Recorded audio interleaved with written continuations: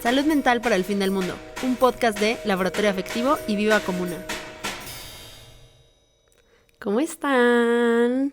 Soy Mainé, su host en nuestro podcast de confianza, Salud Mental para el Fin del Mundo. Y hoy tenemos un tema controversial. No, este es un tema controversial, o sea, en el mundo de la salud mental. A mí no me parece controversial, la verdad, pero pues luego la gente está muy resistente a cuestionar cosas. Y es que el tema que quiero tocar es: a la psicología tradicional no le preocupa mucho tu bienestar.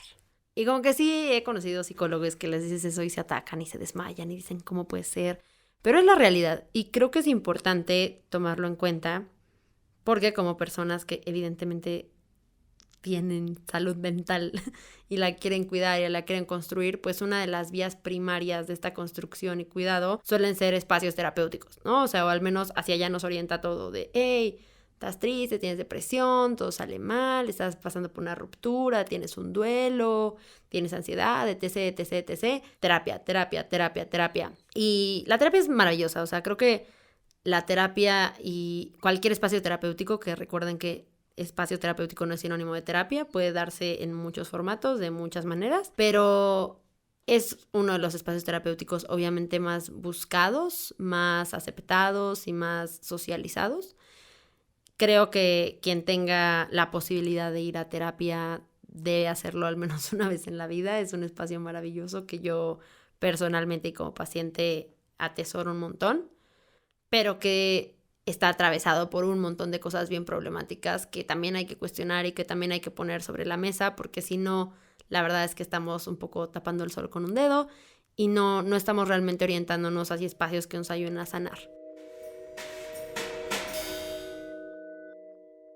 Entonces, ¿qué es lo que nos contaron? Pues justamente que la terapia es este espacio de construcción y cuidado de la salud mental orientado a hacernos sentir mejor, a hacernos liberarnos de todos nuestros patrones disfuncionales, de todas nuestras heridas, de todos nuestros traumas, que nos ayuda a tener mejores relaciones, que nos ayuda a construir amor propio, etcétera, etcétera. Pero ¿qué pasa si eso que nos contaron no es la realidad? O no es, al menos, la historia completa. Tenemos que entender que la psicología, como cualquier otra disciplina, ¿no? Y no solo la psicología, sino la psiquiatría también y muchas otras disciplinas que de una u otra forma tocan la salud mental, el trabajo social, la sociología, etc., nacieron de formas muy experimentales, con gente observando, analizando, llegando a conclusiones, armando un montón de teorías complejas y afinándola a lo largo de la historia. Esto quiere decir que obviamente en el camino de no solo temas de salud mental, sino cualquier disciplina, encontramos muchos errores, muchas cosas problemáticas, muchos sesgos, muchas cosas que se asumieron sin tener como gran evidencia, etcétera, etcétera. Y a lo largo de la historia hemos podido ir afinándolas, ir entendiendo cuáles son sus fallas, teniendo acceso a nuevas herramientas, nuevas tecnologías, nuevas metodologías para probar, sistematizar, replicar, etcétera, etcétera. Y entonces hemos llegado al conocimiento que tenemos, que es mucho más avanzado que el que se tenía en el origen de todas estas disciplinas. Entonces, creo que eso por un lado, ¿no? O sea, obviamente vamos a hablar de Freud y vamos a encontrar en Freud cosas infinitamente complejas y muy problemáticas, porque obviamente en el Viena de 1900, pues las cosas eran diferentes. Estábamos hablando de sociedades distintas, con valores muy distintos y evidentemente ese contexto llevó a teorías, a observaciones y a conclusiones que tal vez hoy no se sostienen. Y eso lo podemos saber, lo podemos entender y pues seguimos adelante, ¿no? O sea, a la fecha sigue habiendo personas que practican bajo la teoría de Freud, pero que obviamente han ido estudiando su disciplina a través de la historia y la han adaptado y han podido idealmente dejar a un lado aquellas cosas que pues no hacen sentido en estos tiempos o en los contextos específicos en donde practicamos. Esto es como lo obvio. Toda disciplina se transforma y ha tenido momentos complejos en donde no necesariamente todo lo que se ha hecho bajo una disciplina funciona y está bien. Eso lo podemos aceptar. Pero resulta que tenemos que ir entendiendo un poco más sobre la psicología, la salud mental y cómo se ha posicionado esa disciplina en general hacia las diversas poblaciones que ha tocado. Y aquí algo bien importante es entender ¿quiénes son los grandes exponentes de cada disciplina? No solo en salud mental, sino en literalmente lo que sea. Pero acá cuando empezamos a hablar de, los grandes exponentes de la disciplina psicología suelen ser hombres blancos europeos. Y cualquier persona que haya ido a estudiar psicología en la universidad o en posgrados no podrá mentirme. Digo, me encantó mi carrera, hubo partes ahí medio extrañas, pero en general le tengo mucho cariño a esa carrera, le tengo cariño a esa escuela. Pero hay muchas cosas en mi carrera que eran bien problemáticas y que ahora veo y digo, ay Dios. Y que también, o sea, mientras estaba en la carrera también me hacían ruido, solo que creo que ahora tengo herramientas distintas para nombrar como ese escozor y esa duda respecto a esas cosas, pero que definitivamente en ese momento también decía, sospechoso. Una de las cosas que más me hacían ruido es a quiénes leíamos y qué teorías aceptábamos y cómo las aceptábamos. Porque de verdad que en la carrera de mujeres psicólogas, psiquiatras, yo leí muy poco y lo que leí solía ser relativamente superficial o solía ponerse como un tipo de nota a pie de página en la gran teoría de algún hombre, ¿no? Entonces era como, sí, claro, pues por acá está Klein, ¿no? Que también, pues, dijo tal, de psicología infantil, pero realmente se basaba en Freud y en todo, ¿no? Y entonces era como, ok, o sea, y era como un apéndice, y de repente te metías a la teoría de esa persona y decías, no manches, o sea, genuinamente es una persona con una teoría muy compleja, que va mucho más allá de si se basó originalmente en la teoría de Freud o de Lacan o de etcétera, etcétera. Y así me pasó, como con muchas autoras, y hubo muchas otras que vimos por encimita, pero que no terminamos de entender, y hasta que después de años fuera de la carrera retomé sus teorías, era como, wow, qué interesante, ¿no? O sea, como que me hubiera gustado saber más de ella, de sus conceptos, de sus ideas. Y aún así, estas pocas mujeres que sí llegamos a ver o que sí llegaron a nombrar en la carrera, aún así eran mujeres bastante privilegiadas que pertenecían a cierta hegemonía, ¿no? Mujeres europeas, blancas, de familias acaudaladas, etcétera, etcétera. Entonces, de repente, me topaba en la carrera con un montón de teorías muy interesantes, pero que no necesariamente respondían al espacio en el que yo pensaba practicar. Y creo que algo que me confrontó un montón con eso es que en mi escuela, particularmente en mi universidad, era obligatorio tener prácticas profesionales todos los semestres con poblaciones distintas. Me tocó trabajar con infancias, con adolescencias, con personas de la tercera edad, personas con problemas de aprendizaje, con personas de escasos recursos, con personas privadas de su libertad, etcétera, etcétera. Y era muy interesante cómo cada práctica profesional de cada semestre estaba ligada a un montón de herramientas que íbamos viendo semestre a semestre. O sea, en ese semestre te tocaba hablar mucho de desarrollo infantil y entonces tenías tu práctica con infancias y pues así, ¿no? Luego desarrollo adolescente, etcétera, etcétera. Y siempre las herramientas que nos daban, las herramientas teóricas que nos daban en la escuela, que eran maravillosas y que me estimulaban un montón y quería aprender y leía y decía, wow, ya sé todo esto, qué increíble, me quedaban muy cortas para mis prácticas. Y obviamente una parte de eso era mi inexperiencia, porque por supuesto que pues yo era muy joven, no tenía como una experiencia clínica aplicando esas herramientas, entonces era natural que hubiera por ahí una dificultad. Pero más allá de esa inexperiencia, creo que tenía que ver con que siempre estaba leyendo y aprendiendo teorías de personas que nunca habían pensado en los contextos en los que yo hacía prácticas.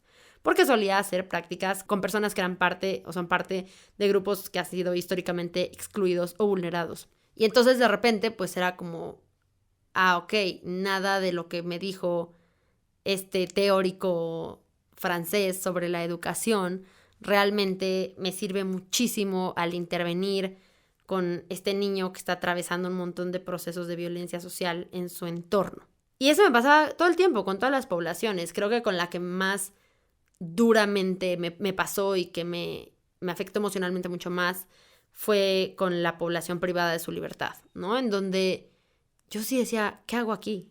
O sea, ¿qué les voy a decir? O sea, voy a decir como, venga, vamos a trabajar el autoestima con esta gran teoría de, no, o sea, estando en una cárcel donde no ves a la gente, donde estás en un ambiente súper hostil, súper complicado, donde tienes frío, donde el funcionamiento es súper injusto, donde hay gente que ni siquiera ha tenido una sentencia formal y lleva aquí años. Tantos problemas que yo decía, es que, ¿cómo puedo llegar con estas personas a decirles, vamos a darte herramientas para que te sientas mejor. Que por supuesto que las hay, ¿no? O sea, como que siempre hay herramientas para sostener el sufrimiento y eso creo que es una cosa muy valiosa de los espacios terapéuticos.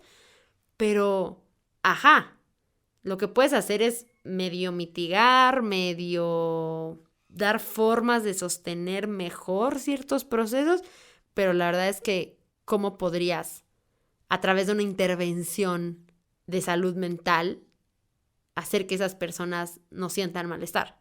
No se puede. Y creo que también había muchas cosas que en teoría decías como, ok, son muy interesantes, pero que ya en la práctica decías como, ¿y cómo se aplica a esta persona? ¿Y cómo se aplica a una persona neurodivergente? ¿Y cómo se aplica a una persona con consumo problemático de sustancias, con trastornos alimenticios, ¿no? O sea, que habla otro idioma, que creció en una cultura súper distinta a la mía. Entonces creo que algo que a mí me angustiaba mucho en ese proceso de trabajar con personas privadas de la libertad era que no sentía ético de mi parte llegar a imponer un montón de metodologías o prácticas no contextualizadas para que se sintieran, entre comillas, mejor o para ayudarles a explorar su propio sufrimiento, cuando aparte la intervención ni siquiera iba a poder garantizar que tuviera el tiempo suficiente para sostener cualquier cosa que yo destapara. Y me empecé a agobiar mucho por cómo podía intervenir ahí sin ser irresponsable y tratando de lo poco que pudiera darle a esa población que les sirviera. Y entonces creo que en esa etapa fue para mí muy formativo tener una maestra maravillosa, increíble, que me dio mucha luz, no solo la psicología, sino de la vida en general. Que Ana, te mando un abrazo donde quiera que estés. Pero creo que algo que Ana hacía y que para mí fue una escuela maravillosa es que Ana escuchaba mucho. No me refiero a con los internapacientes de la práctica, sino en el aula.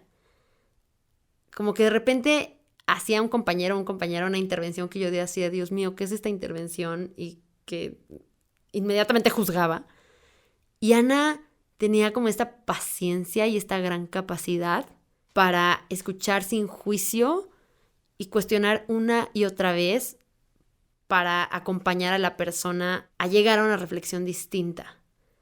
Y que a través de lo que Ana escuchaba cambiaba su forma de intervenir y que ajustaba sus ejemplos para estar más cercanos a lo que esa persona parecía entender. Y creo que la manera en la que Ana encuadraba como esas intervenciones de manera súper empática, a mí me ayudaron mucho a entender que lo que tenía que hacer en ese espacio, el reclusorio, era escuchar. Y que a través de la escucha puede que yo hiciera algo, no porque yo y mi intervención increíble iban a salvar a alguien, sino porque son personas que, como viven un proceso de exclusión social muy fuerte, suelen no tener un acceso tan fácil a la escucha de alguien fuera de ese espacio. Entonces, como que mi idea empírica fue, voy a escuchar.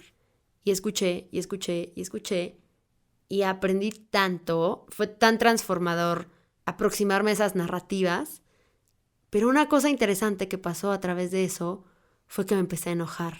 A enojar porque yo sentía que no tenía las herramientas para trabajar de la manera que me hubiera gustado con esa población, pero que no las tenía no solo por mi propia experiencia y porque yo era mucho más joven y pues había estado estudiando menos tiempo, sino porque en general lo que desde las instituciones que imparten conocimiento en salud mental se enseña, nunca está orientado hacia esas poblaciones. Y entonces empezó un largo camino de insatisfacción y angustia por mi vida. O sea, si no puedo atender como las poblaciones que más me parecen que necesitan, no sé si ser atendidas, no sé si lo llamaría de esa manera, pero que más me parecen que necesitan cierta restitución social, de escucha, de acompañamiento, de presencia, pues entonces, ¿qué estoy haciendo? ¿No? O sea, y veía como muchos de mis profesores y profesoras que a algunos les admiraba un buen y que me enseñaron muchísimo y les agradezco un montón. Y veía como cuáles eran sus prácticas, cuáles eran las poblaciones con las que trabajaban. Algunos trabajaban con poblaciones como mucho más diversas, pero otros era como, no, pues tengo mi consultorio en Las Lomas. Que para quien no sepa qué son Las Lomas es un lugar terrible. No, Las Lomas es un lugar pues muy privilegiado que suele ser habitado por gente muy, muy rica en la Ciudad de México, pero son personas muy, muy privilegiadas. Y entonces eso era como, pues yo tengo un consultorio en Las Lomas y cobro un varísimo por la consulta y pues está bien, o sea, te lo van a pagar, esa población te lo puede pagar. pero ¿qué existe más allá de eso? O sea, como que yo sabía que eso nunca me iba a satisfacer porque no me interesa. O sea, de entrada la terapia en formato individual como paciente me gusta mucho, pero como profesionista la verdad es que nunca fue de mi interés. Entonces yo decía, ¿qué voy a hacer? ¿Qué voy a hacer? ¿Qué voy a hacer? Y en ese largo camino, que pasaron muchas cosas, las cuales por motivos de tiempo no narraré paso a paso, me pregunté sobre todo respecto al tema europeo. Porque me tocó también tener el privilegio de poder estar cerca de escuelas europeas y de teorías europeas y personas que teorizaban desde Europa. Fue muy formativo, también fue increíble, pero la verdad es que de repente me tocó estar como en la presentación de un proyecto de hospital psiquiátrico, que realmente ya no era hospital psiquiátrico, era como el primer hospital que tenía como centro el proceso de desmedicalización.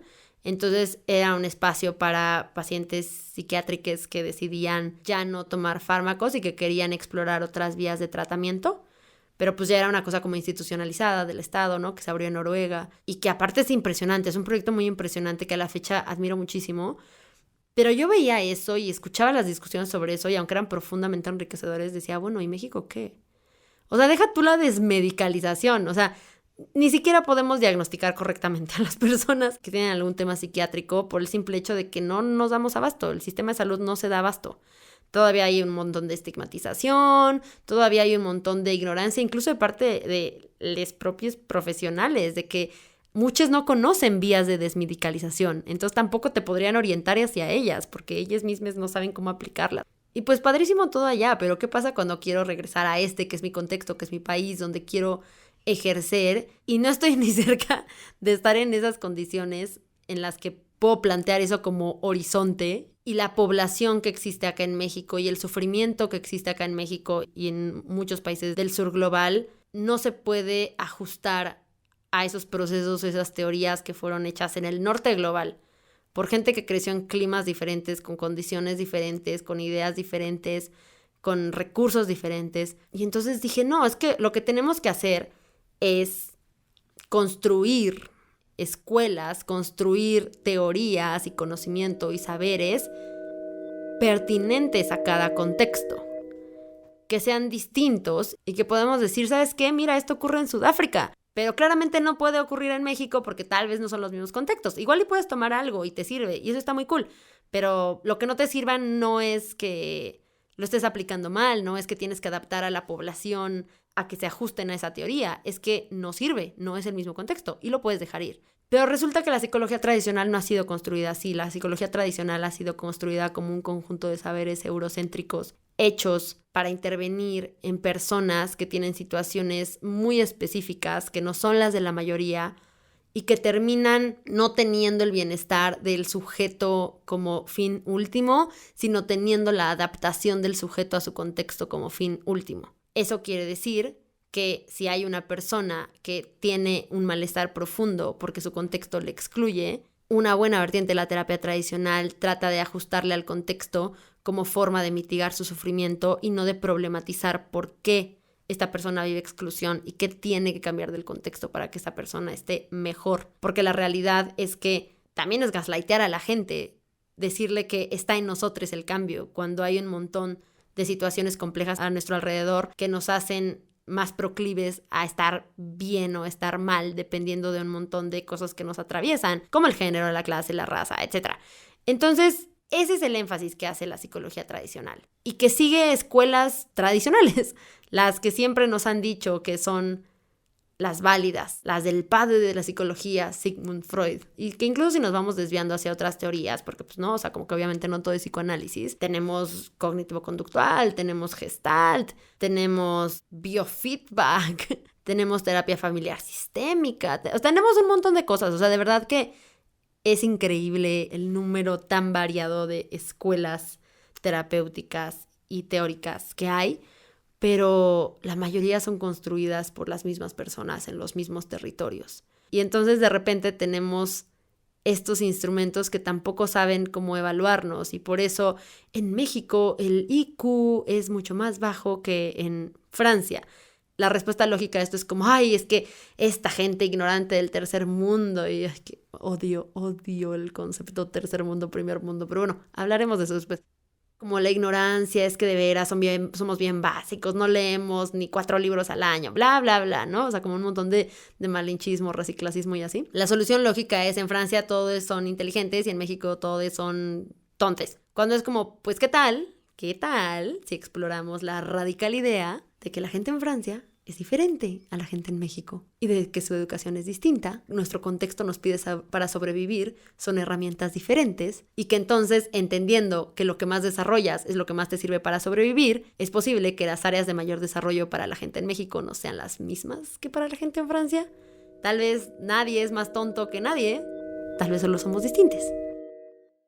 Pero de todos modos nos juzgan bajo el mismo parámetro. Y entonces, esto pasa mucho con la psicología tradicional y con muchísima de la banda que estudia posgrados en psicología, ya sea fuera de México, en Latinoamérica, pero incluso si lo estudias en Latinoamérica, suele enseñarte exactamente la misma perspectiva eurocéntrica que tiene sentido tal vez en una clase media alta, una clase alta dentro del sur global, pero que al final no corresponde a la realidad de la mayoría de las personas que habitan estos territorios. Y entonces eso a mí me preocupaba muchísimo y fue cuando dije, no, tenemos que contextualizar los aprendizajes y entonces tenemos que salir de lo institucional también para entendernos, porque hay un montón de personas analizando realidades diversas que tal vez no están dando clases en una universidad, pero que tienen un montón de saberes valiosísimos que nos sirven para construir intervenciones mucho más orientadas auténticamente al bienestar y a la liberación. Y me empecé a obsesionar con encontrar saberes colectivos desde Latinoamérica construidos para promover o cuidar de alguna manera el bienestar socioemocional. Y entonces fue cuando llegué al maravilloso mundo de la psicología de la liberación. Y la psicología de la liberación es una cosa maravillosa. Es básicamente una aproximación a la psicología que nació en Latinoamérica. Entonces que es increíble porque atiende problemas de nuestras realidades, nuestros contextos, nuestros territorios y se centra en el concepto y en la crítica de que la psicología tradicional pues es básicamente una reproductora de los sistemas sociopolíticos que mantienen la opresión de las personas que tienen malestar y que el malestar muchas veces y para el sur global es una respuesta a sistemas injustos y más que suavizarse en espacios terapéuticos a través de un montón de herramientas que nos permiten ponerle ungüentos y adaptarnos mejor a los contextos para que no nos vaya tan mal, los espacios terapéuticos deberían ser lugares para transformar, transmutar ese malestar en reclamo, en herramientas sociales para construir colectividades que nos cuiden más, en restitución del tejido social, en pensar de manera diversa los vínculos que sostienen a las personas más vulneradas por los contextos en los que vivimos, etcétera, etcétera. Es una psicología también muy bonita porque es construida desde un lugar muy comunitario, muy interconectado con otras disciplinas. Se basa como en un montón de aprendizajes que no necesariamente están institucionalizados, pero que se consideran profundamente valiosos y eso me encanta. Y entonces, para mí, lo que más me ha hecho sentido en mi propio camino de ser una persona que ejerce algo relacionado a la salud mental es acercarme a la psicología de la liberación y entender que lo que yo hago y lo que yo comparto lo quiero orientar a que las personas que se topan conmigo o con mi trabajo lo usen para construir sus propios procesos liberadores, que eso se ve diferente para cada persona y que tampoco tiene que ver con que yo sea una maestra y con que entonces te siento y vengo y te explico tu opresión y mira, así es como el patriarcado te lastima, porque entonces eso es una cosa distinta. Se trata más de un espacio que sea profundamente seguro para la otra persona, en donde podamos empezar a atar cabos de su malestar con lo que ocurre allá afuera y también de su bienestar con lo que ocurre allá afuera, para que la persona se asuma de una manera distinta como un actor dentro de una red y que ya no crea que su malestar es una cosa individual que tiene que arreglar como de maneras muy centradas en sí misma, porque eso al final nunca va a servir, porque la persona puede llegar a una conclusión en el consultorio y puede usar una herramienta en el consultorio, pero si su contexto allá afuera no le permite replicar esa herramienta, entonces no la va a poder usar y no va a ser su culpa. Algo como increíble de esta teoría, que tiene muchas cosas muy cool, es que justo se pregunta un montón por cómo dentro del consultorio nos convertimos en presencias que sean mucho más horizontales, pero cómo también podemos llevar esas dinámicas fuera del consultorio, ¿no? Entendiendo que si este espacio va a ser un espacio de liberación, no podemos reducirlo a un cuarto en donde solo hay 2 personas. Y hay personas que tampoco van a tener el acceso a ese espacio por un montón de temas complejos. Y entonces, ¿cómo garantizamos que haya espacios colectivos que sean más accesibles y en donde más personas puedan llegar y no solo aprender o construirse a partir de la experiencia de quien guía el espacio, que en este caso podría ser una terapeuta, ¿no? Sino nutrirse de la experiencia de otras personas. La psicología de la liberación también plantea como este gran concepto de las otras personas, las personas en una situación similar a la tuya pueden enseñarte un montón y la conexión con ellas también puede ser profundamente terapéutica. Esta gran rama de la psicología, que ha sido muy nutrida por un montón de personas, se nombra Ignacio Martín Baró como su fundador, como una de las figuras más importantes de este movimiento, que era un sacerdote jesuita y un psicólogo social que estaba dedicado a trabajar con comunidades diversas en Latinoamérica y que a través de este trabajo también dijo como, no tengo las herramientas. O sea, yo como psicólogo social no tengo las herramientas para intervenir en este espacio. Necesitamos entender las cosas de manera distintas. Y algo muy importante para él fue construir formatos de intervención relevante para mayorías oprimidas en Latinoamérica. Hizo un trabajo maravilloso, fue asesinado a consecuencia de este increíble trabajo que hizo. Se dedicó sobre todo a trabajar muy de cerca con poblaciones en El Salvador y pues hizo cosas maravillosas.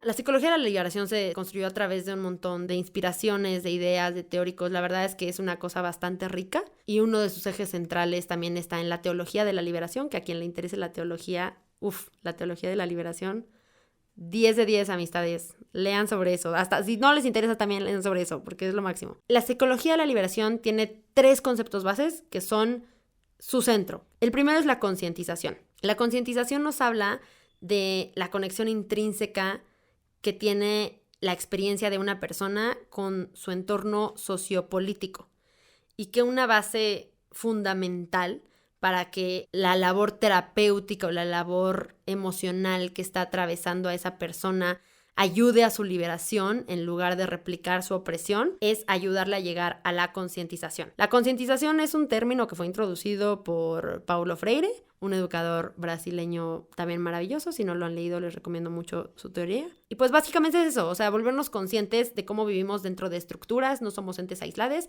y por ende, cada cosa que nos pase, buena, mala, terrible, angustiante, feliz, increíble, tiene que ver también con las conexiones sociales que tenemos, el contexto histórico en el que vivimos y los recursos que se nos han dado o que hemos cultivado para atravesar esas experiencias. Entonces, esto tiene que ver mucho con cuando hay una persona en un espacio terapéutico en el que estás tú, que estás guiando tú, siempre le preguntas por su contexto, siempre le preguntas por el origen de las cosas. Sus preguntas, más que contestarlas con respuestas, tratas también de orientarlas hacia profundizar el cuestionamiento. Metodológicamente se hace de maneras diversas, dependiendo de la población con la que estés trabajando, pero es bien importante como tener en mente que este pilar de concientización es lo que permite que la persona empiece a tener un entendimiento mucho más complejo de su realidad. Y algo importantísimo de esto es que la concientización amplía la agencia de las personas para convertirse en actores sociales, que empiezan a entender que también sus problemáticas están arraigadas a temas del contexto que también atraviesan un montón de otras personas. Entonces que una de las maneras más importantes para sostener y transmutar el malestar es hacer colectividad y en esa colectividad exigir cambios y proponer otras formas de interacción. También esta concientización, ya no tanto de parte de los pacientes o las personas buscando la intervención, sino de parte de las personas brindando las intervenciones, dígase terapeutas, psicólogos, sociólogos, trabajadores sociales, etc., es que nos da un marco teórico para entender y analizar de manera distinta el comportamiento antisocial, la patologización y todo aquel comportamiento que se desvíe de la norma. Porque entonces ya nuestro trabajo no se convierte en clasificar y excluir, como ha sido tradicionalmente, sino en problematizar esas categorías que históricamente han excluido a un montón de gente y pensar en cómo las podemos repensar para integrar a esas personas a la colectividad. Entonces, suena una cosa sencilla este concepto, pero de verdad no lo es. Y creo que cuando hacemos nuestra práctica teniendo al centro la concientización, entendemos que no estamos haciendo la labor de concientizar a otros, porque eso es muy paternalista, muy problemático y muy arraigado a esta figura del terapeuta salvador que viene muy de la psicología tradicional, sino que estamos planteándonos una forma radicalmente distinta de entender a los sujetos que están frente a nosotros y de quitar peso a las categorías que desde nuestra disciplina históricamente se han impuesto sobre cuerpos fuera de la norma para seguir excluyéndoles o seguir promoviendo que se adapten a un sistema que les lastima. El segundo concepto base de la psicología de la liberación es la orientación social. Y la orientación social es algo que critica muchísimo como el énfasis de la psicología tradicional en querer explicar el comportamiento humano totalmente desligado de su contexto histórico, político, social, cultural, etc. Porque este tipo de análisis siempre derivará en que la responsabilidad de los problemas sistémicos terminará siendo puesta sobre individuos. Porque entonces de repente, por supuesto que el foco ahí es la persona que está teniendo conductas disruptivas. Y entonces esta persona es el problema. Pero ¿qué pasa cuando analizamos a esta persona en su contexto y nos damos cuenta de que esa disrupción tiene un sentido en el sistema en el que se encuentra?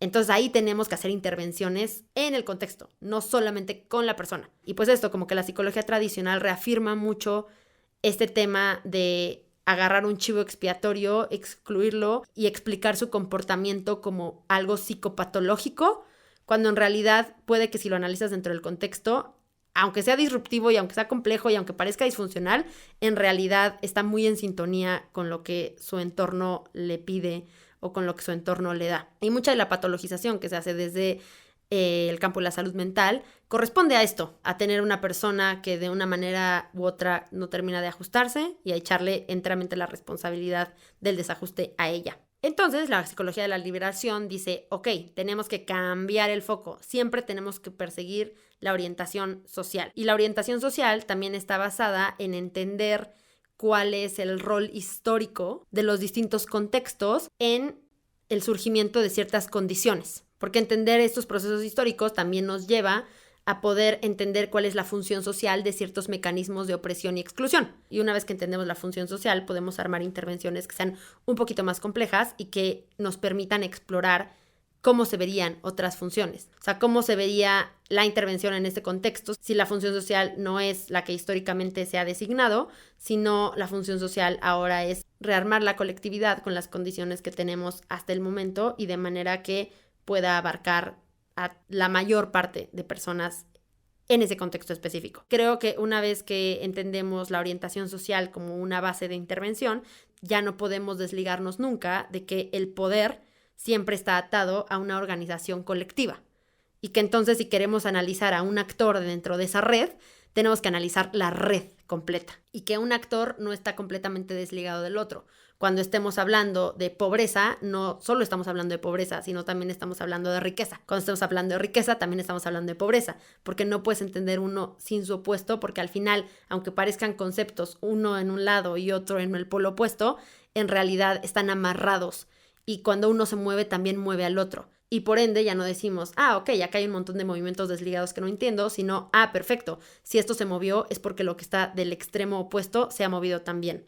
Cómo eso cambia las relaciones de la gente amarrada a esta red.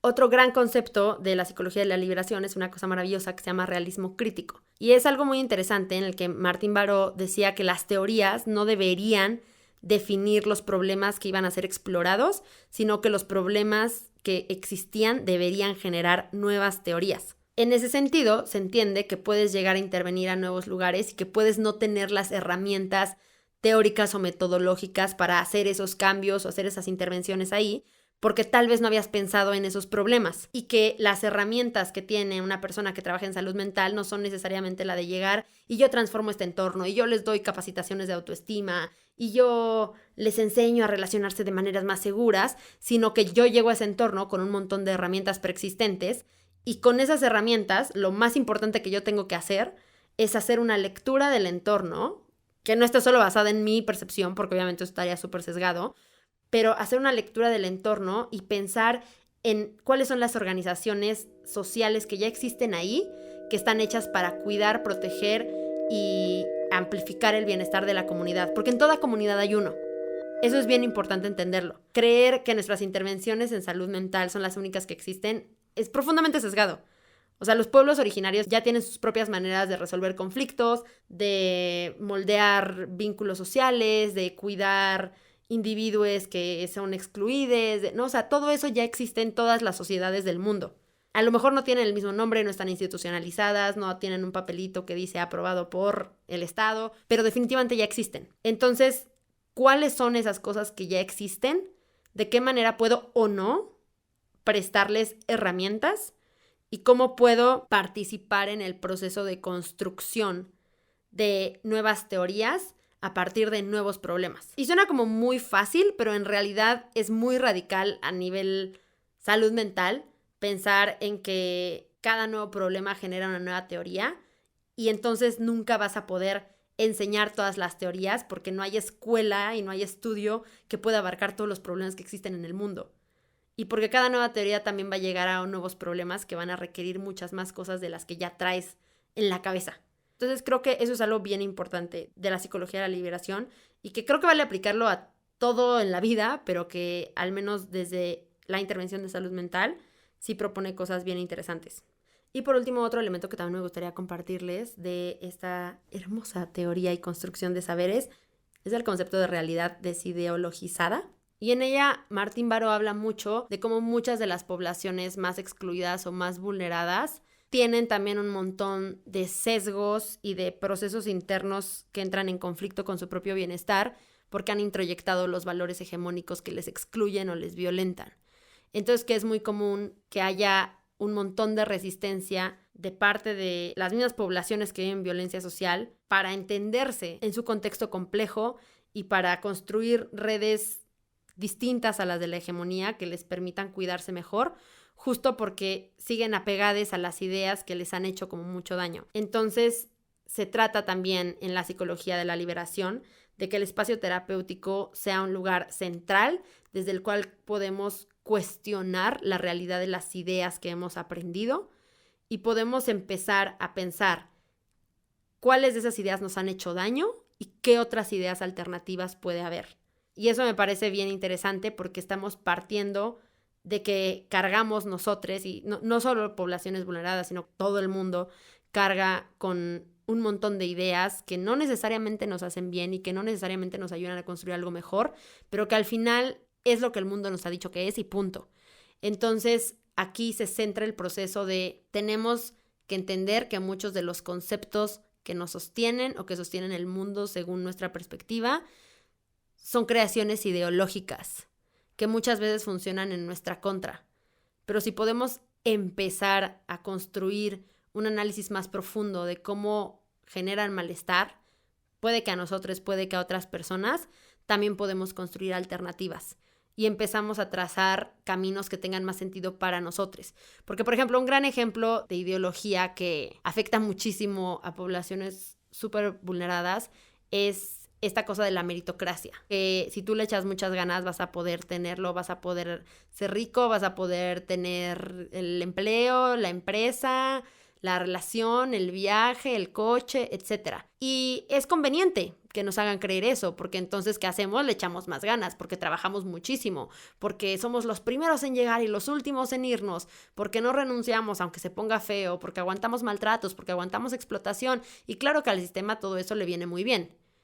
Y cuando estamos llenos de malestar por eso, y cuando queremos renunciar, claro que llega la idea de, pero es que yo quiero esto, pero si renuncias eres débil, pero si renuncias es que no puedes, pero si renuncias es que no te lo mereces. Pero de repente, cuando atravesamos un proceso de desideologización, empezamos a decir, ok, ¿realmente eso es cierto? ¿Realmente las personas que tienen tanto lo tienen por estos factores?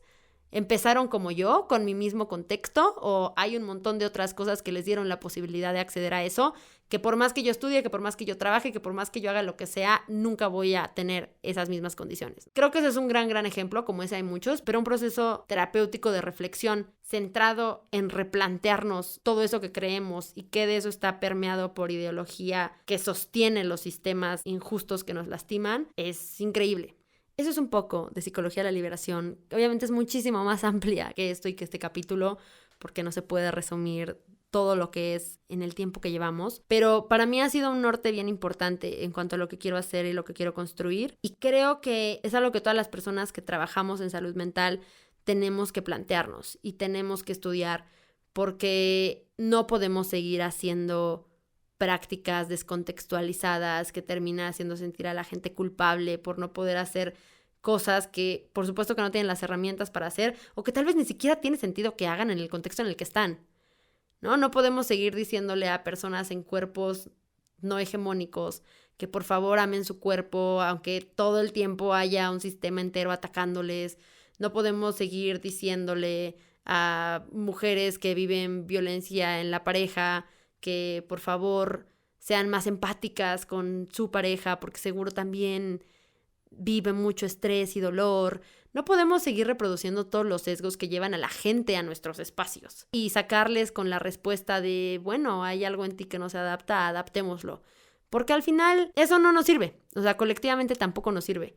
Entonces, me parece importante hablar de la psicología de la liberación, de lo problemática que puede ser la psicología tradicional y de lo importante que es cuestionarla, porque creo que también mucha gente hace prácticas nocivas no desde la maldad, la mala intención, sino desde la profunda ignorancia, porque también nosotros, como terapeutas, como facilitadores, tenemos un montón de ideología ya asociada, ya aprendida, porque todo lo que nos enseñan en la escuela creo que toma 4 o 5 años aprenderlo en la carrera, pero toma toda la vida desaprenderlo y verlo también desde otra óptica. Y eso no quiere decir que no, entonces ya nada de lo que viste en la universidad te sirve, porque creo que obviamente hay mucho de valor en eso y eso es innegable. Pero tenemos que verlo desde un marco crítico. Creo que cuando lo podemos ver así, podemos tomar lo que sirve, podemos dejar lo que no. Y cuando algo no sirve, tenemos plena conciencia de que tal vez no es la intervención correcta para el contexto y no nos orientamos a pensar qué es lo que está haciendo mal esa persona a la que no le sirve esa herramienta que nos dijeron que siempre iba a servir. Porque no es cierto. Lo que falla nunca son las personas, siempre son las herramientas. Y si algo no aplica a una persona, está bien. No quiere decir que sea una mala herramienta, solo quiere decir que no es el contexto correcto. Así que les dejo con eso. Besitos a donde esté nuestro amigo Ignacio Martín Baró. Gracias por tanto. Y para cerrar, nuestras sabias palabras obviamente van a ser de Ignacio Martín Baró, porque lo TQM. Y dice así: el saber psicológico debe ponerse al servicio de una sociedad donde el bienestar de los menos no se asiente sobre el malestar de los más, donde la realización de los unos no requiera la negación de los otros, donde el interés de los pocos no exija la deshumanización. Y pues eso, me parece muy importante entender que pretender que nuestras teorías o nuestros saberes sean universales o sean generalizables es también un proceso de deshumanización, porque no estamos tomando en cuenta lo complejo que es la persona que tenemos enfrente y lo compleja que también es su realidad y su historia. Y entendernos desde los lugares increíblemente diversos que existen en el mundo también nos permite llegar a esta paz interna de saber que no tenemos la respuesta y que no es nuestro trabajo tenerla. No es nuestra labor sostener todo el malestar del mundo y transformarlo con nuestra gran capacidad terapéutica, sino ir a espacios llenos de preguntas en donde la respuesta sea seguir caminando en el proceso de cuestionarnos cosas y prestar herramientas donde corresponda y callarnos, quedarnos a un lado y escuchar donde eso haga más sentido. Creo que la psicología de la liberación a mí me ha enseñado mucho, no solo de salud mental, sino de la vida en general, y me parece que necesitamos aproximarnos más a esta metodología, de nuevo, no solo en salud mental, sino en general, porque desde ahí podemos aprender un montón y sobre todo podemos construir un montón de cosas que hagan sentido en cada contexto y de herramientas que den acceso a la liberación a poblaciones que históricamente no han tenido acceso a ella. Creo que si no estamos haciendo eso desde la salud mental, pues no sé qué estamos haciendo. Así que apapachen su salud mental y no crean todo lo que dicen los señores europeos que, según el mundo, inventaron la psicología. Cuéntenme qué opinan de la psicología de la liberación. Les mando besos.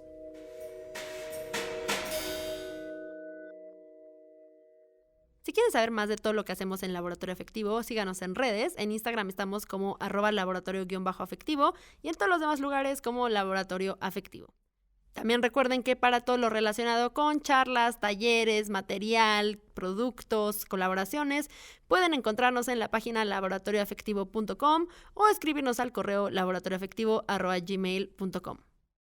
Este es un podcast producido por Laboratorio Afectivo y casa productora Viva Comuna. La producción ejecutiva, escritura y conducción corre a cargo de Maine Cortés, el sonido directo y la edición a cargo de Frida Arroyo, la edición y producción a cargo de Lucía Mondragón y Jennifer Miranda. Muchas gracias a todos de parte del equipo.